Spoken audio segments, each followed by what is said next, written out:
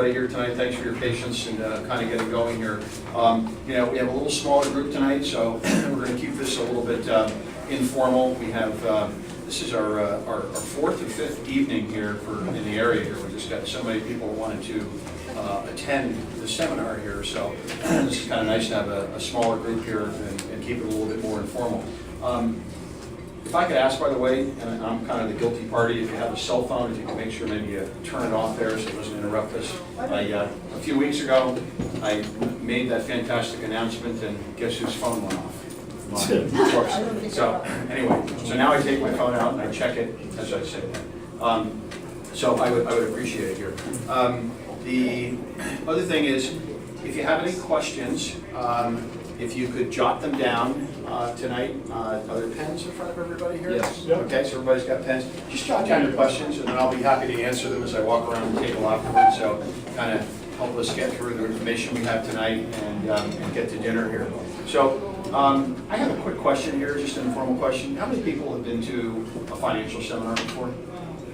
Anybody? Okay, so most of you have been here to a financial seminar here.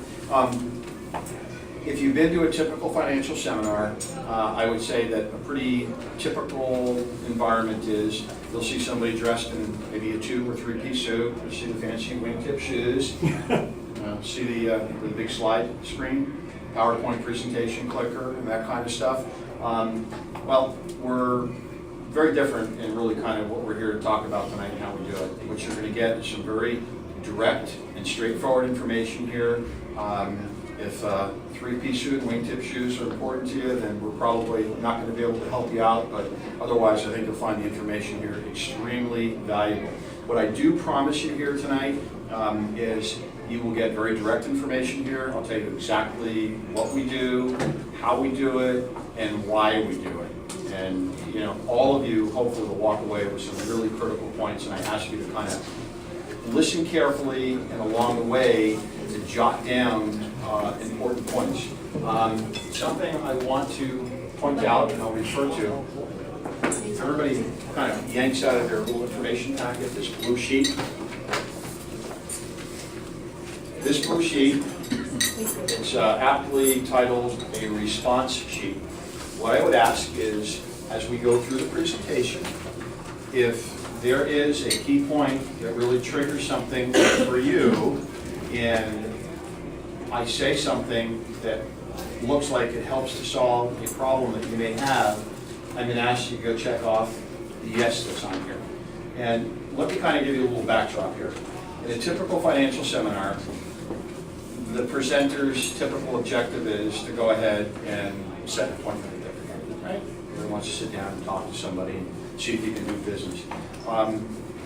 I will tell you candidly, our experience is typically at meetings like this, about 70% of the people fit what we do, maybe 35% don't fit what we do. You'll figure it out, okay? I can't answer it for you, you figure it out. So we're not for everybody. If we are, fantastic. If we're not, that's great too. You'll figure it out along the way, and in either case, please do enjoy your dinner and enjoy the presentation and seminar. And I would ask you to figure out if what we have to offer is right for you, and also keep a careful ear, because if we're not right for you now, we may in fact be right for you later on, and you may have friends and family that we're a very good fit for here.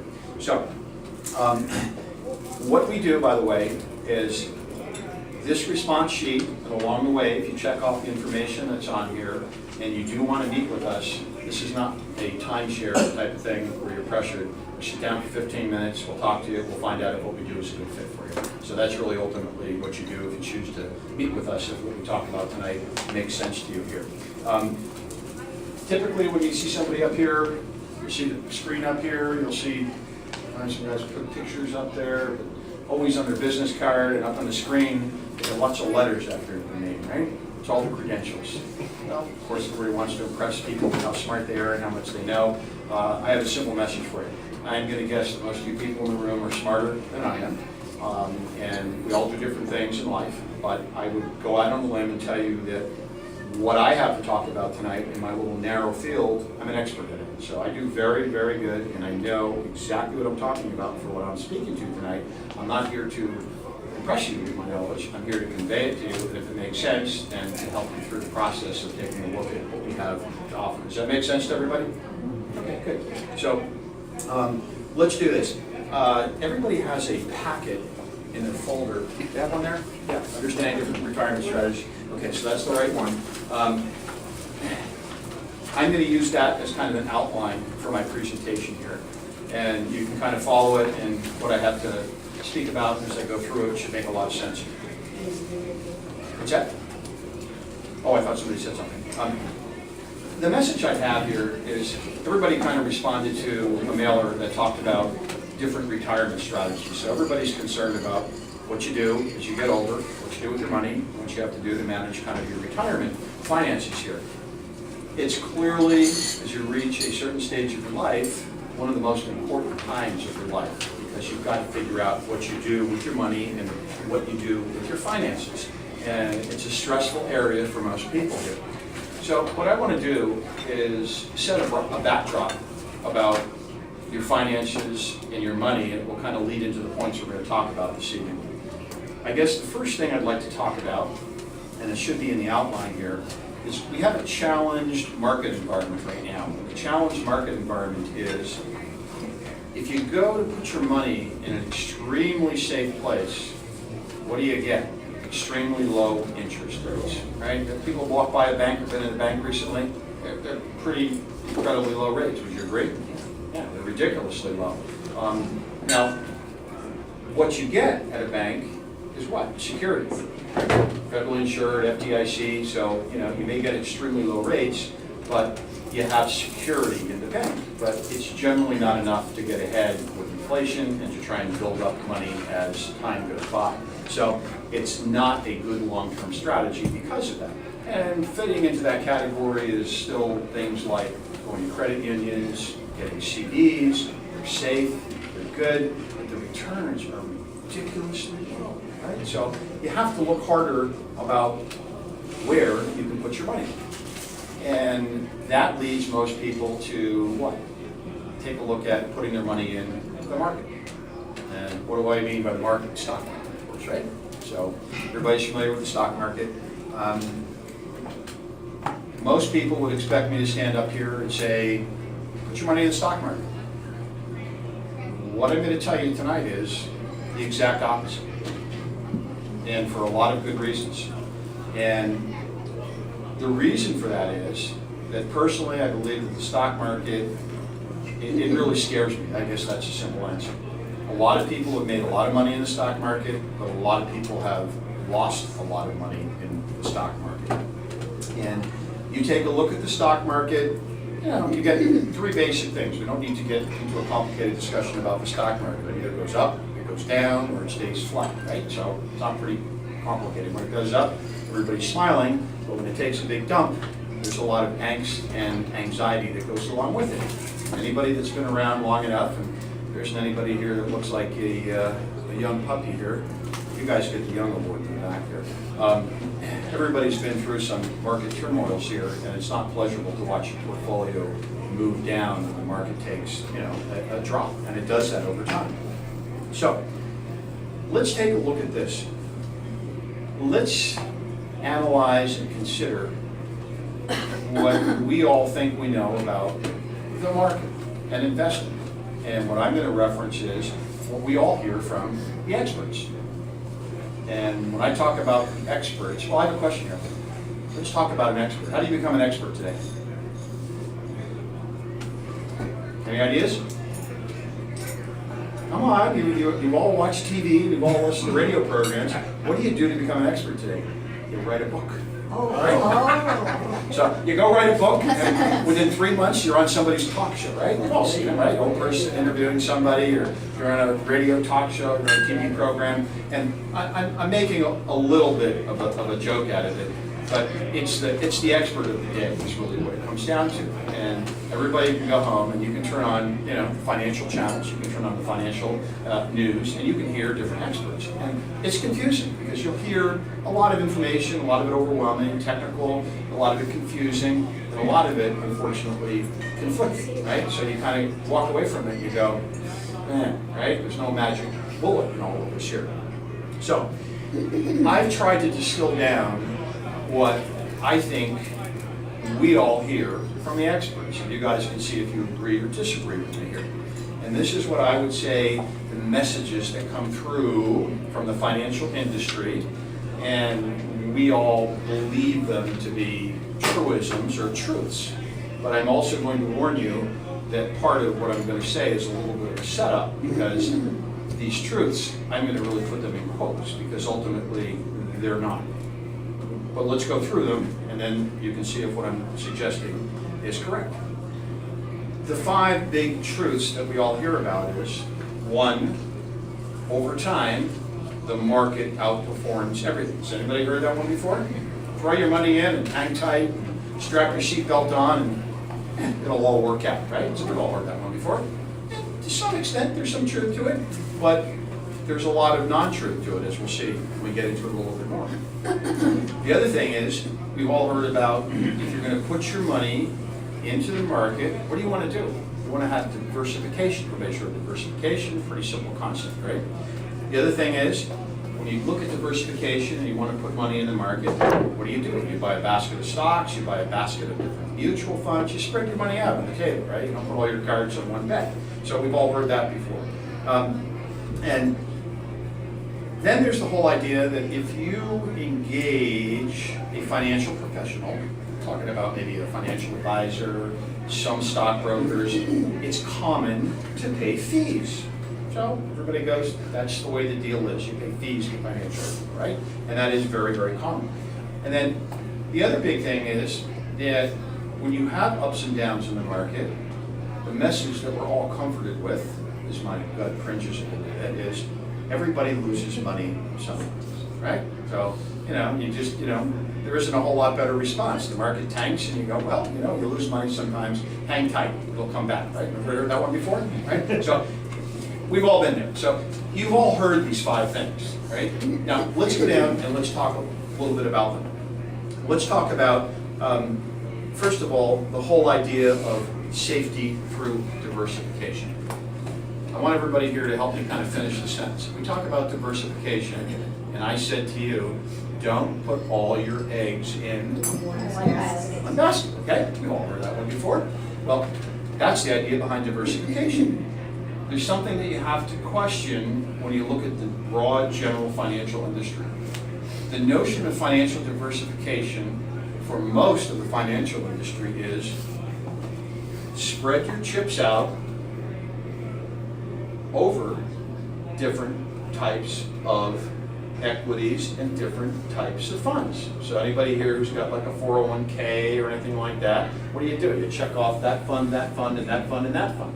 Now here's the fundamental flaw in that. The fundamental flaw in that is they're all pretty much in the market. And you're exposed to what? The volatility of the market. So you haven't escaped the volatility of the market. So if we talk about diversification, anybody who's been through a downturn, and we have a pretty recent one, and there's probably people in this room that still have some wounds from 2008 when the market dropped as much as it did. There's probably people still recovering from that. It almost didn't matter how you had your money allocated, because when it tanked, who cares if you're in the financial group, you're in the industrial group, you're in this group, it all went down, right? It's an average. So it's not really true diversification.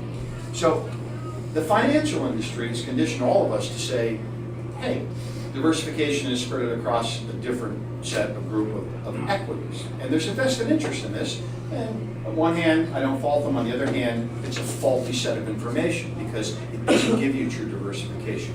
From my perspective, the idea of true diversification is to take some of your money out of the market and put it into something that is not exposed to market volatility and something that doesn't put your principal at risk.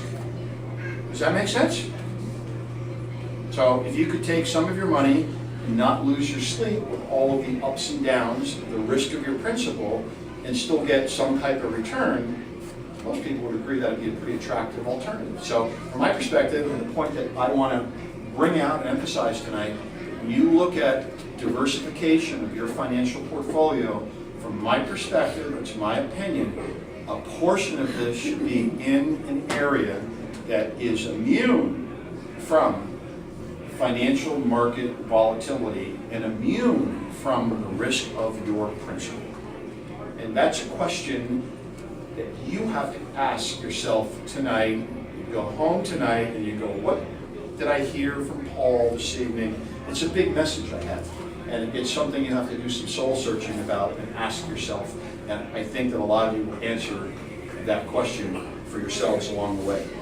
If something like that makes a lot of sense to you, to take some portion of your money and protect it against market volatility and protect your principal so you don't risk your principal, then I will tell you what you want to do is you want to check off yes on the sheet because I can help you out. That's the simple answer. If that doesn't ring true to you and you don't think that's important in your financial world, then I probably can't help you out. So it's a pretty simple proposition.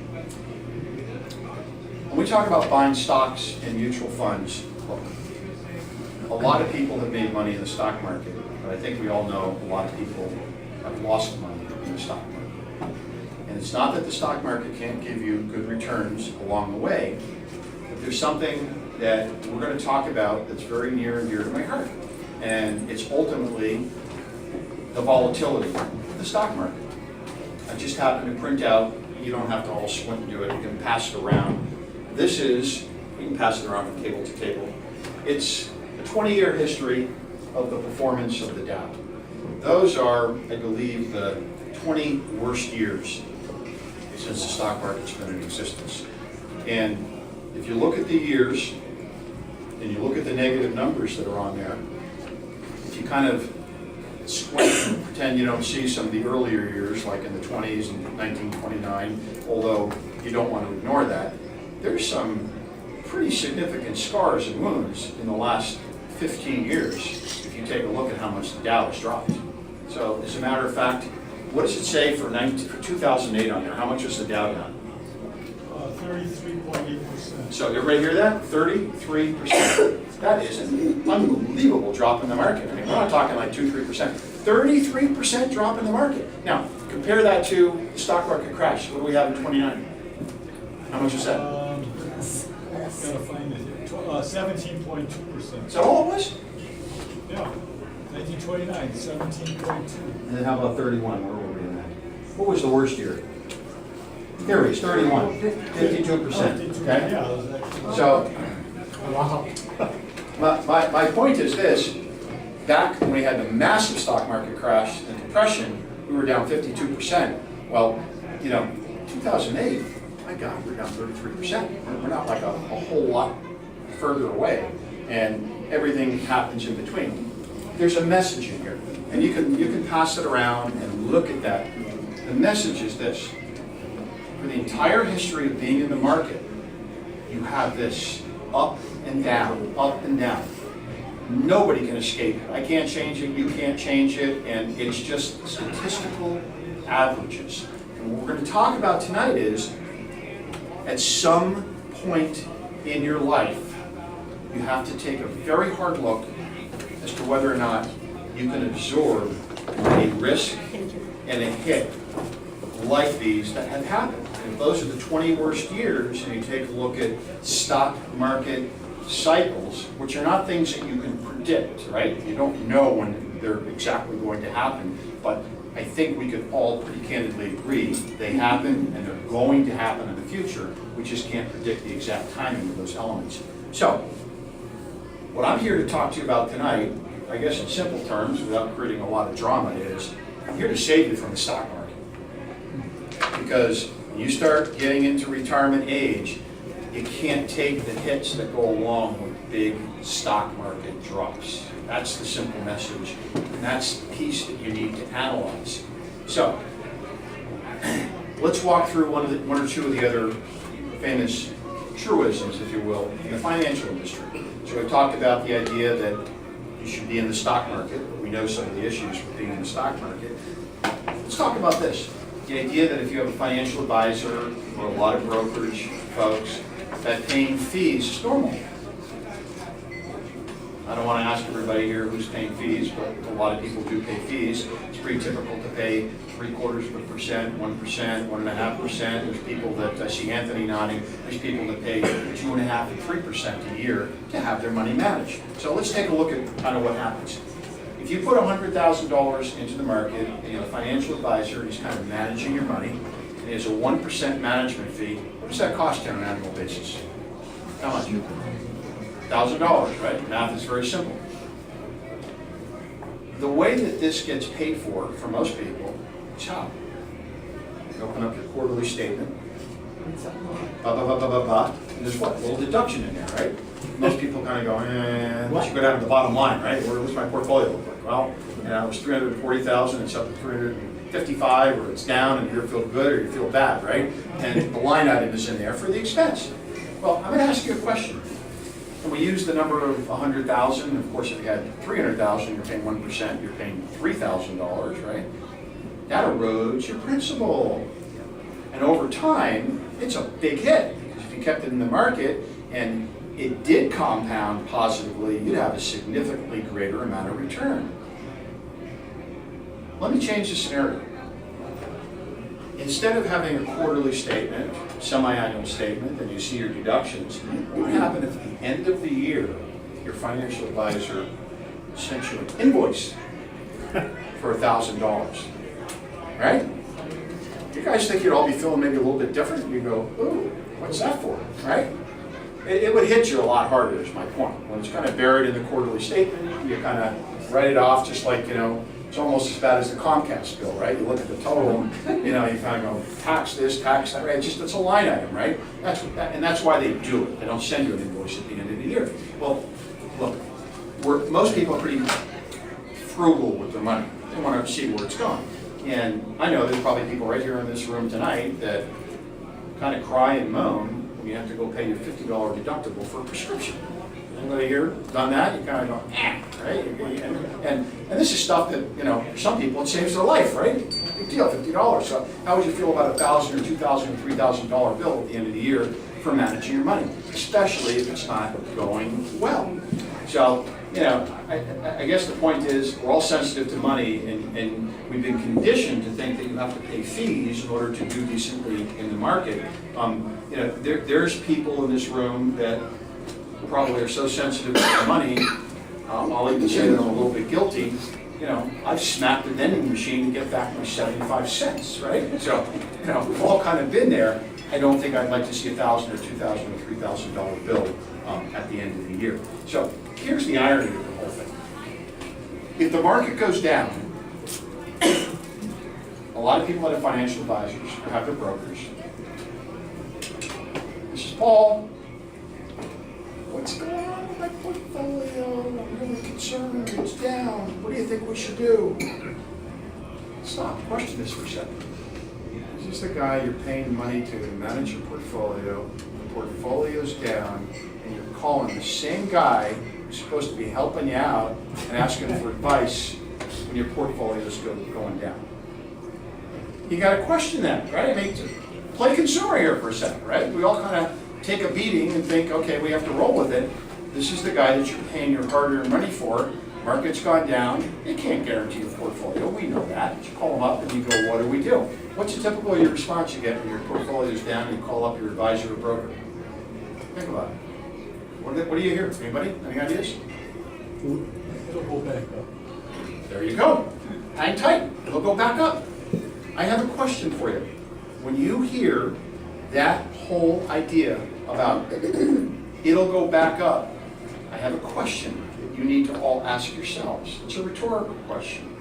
At some point in our lovely lives, at some lovely ripe age, you have to ask yourself, can I afford to hang tight to have it go back up?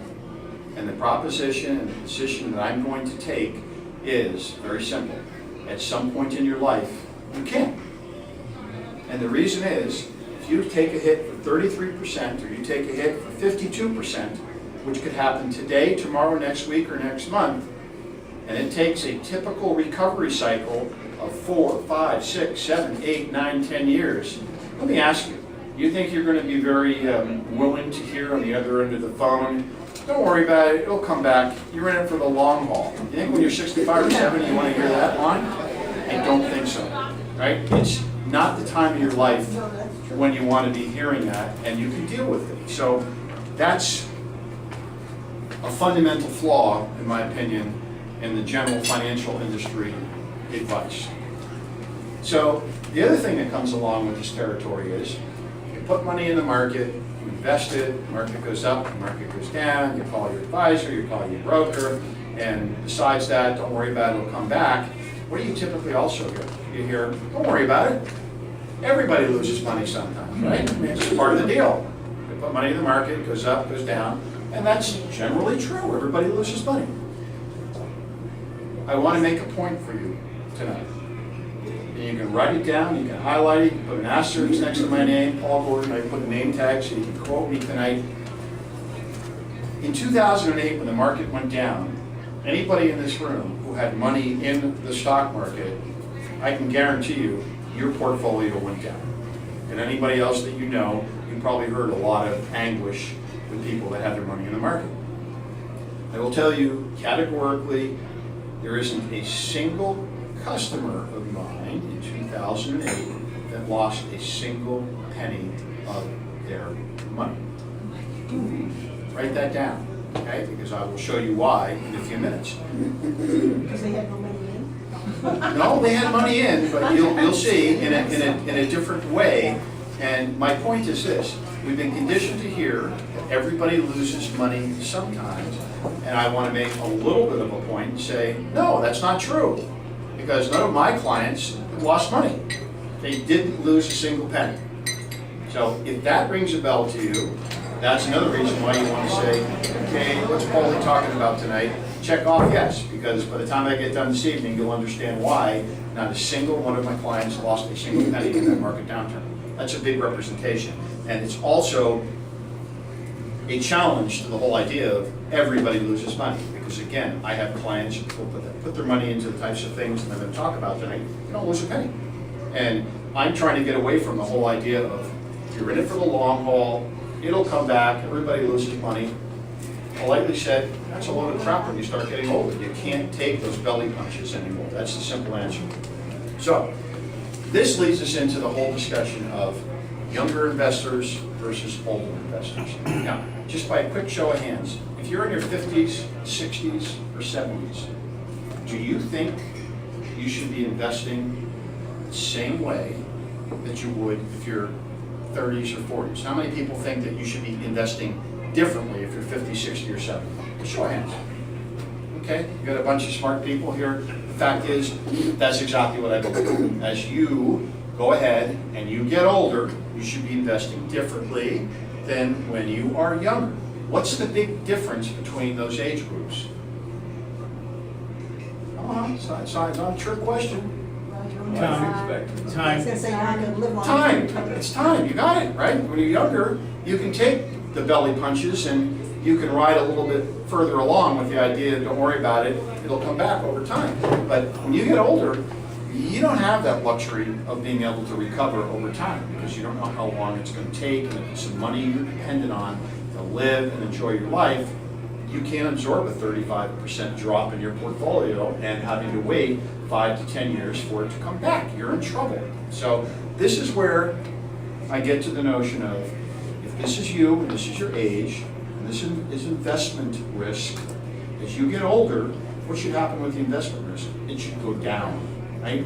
And that's the real message tonight. As you get older, your investment risk should go down. And it's a key theme and an incredibly important message as we go through this tonight. When I talk about this, for everybody, this should be pretty logical, right? This is not like an opinion. It's, you don't need to go to Harvard to figure this stuff out. It's logical, it's black and white, it's math and logic. You get older, you should reduce your investment risk here. So this is what we're going to talk about a little bit tonight. I didn't come with my fancy PowerPoint presentation, but what I did bring tonight is 3 very simple charts. But I hope you will agree, by the time I get done, these are 3 very powerful charts that will convey what I'm talking about this evening. I want to